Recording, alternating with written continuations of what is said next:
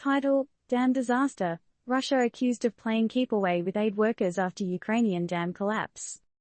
TLDR. In a classic game of Capture the Castle, the UN is accusing Russia of keeping aid workers from accessing areas in Ukraine hit by a dam collapse.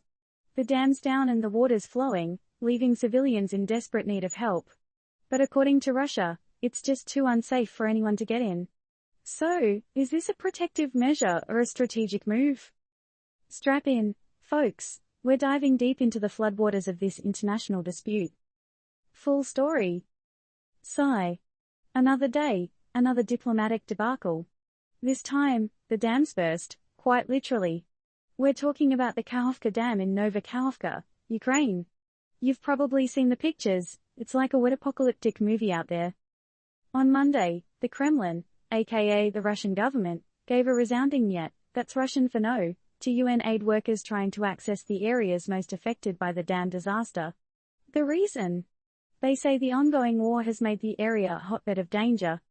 Too hot to handle, perhaps? But wait, there's more.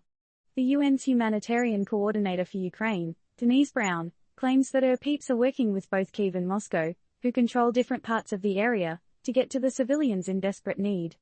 The situation's dire, with people running short of drinking water, food, and power. Is Russia really putting the kibosh on UN access because of security concerns? Or is it more of a power play in this chess game of international politics? We wish we knew, but we don't. Still, it's food for thought. Here's a kicker. Some locals report that Russia isn't doing much to help, and those trying to escape the flooded areas are allegedly being asked to flash Russian passports. Sounds like a harsh door policy at an exclusive nightclub, doesn't it? Meanwhile, on the Ukrainian side of the fence, rescuers are putting their lives at risk from Russian snipers as they scramble to ferry Ukrainians out of the flood zones. Talk about dedication. Now, this is where it gets murkier. The dam collapse happened while Ukraine was preparing for a counteroffensive. Some pundits suggest this might have been a calculated move by Russia to disrupt Ukraine's plans. But hey, we're not spies or analysts, we're just telling it like it is. Adding to the fray, Britain's defense ministry stated that Russia redeployed several thousand troops recently. All these moving parts make it hard to keep up, right? It's like trying to follow the plot of a Tarantino film. So, while the waters continue to rise and people are left stranded, the game of international politics keeps on playing. What's clear amidst all this chaos, though, is that aid is needed, and fast.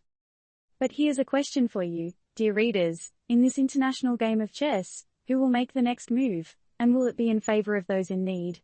Let's hope so.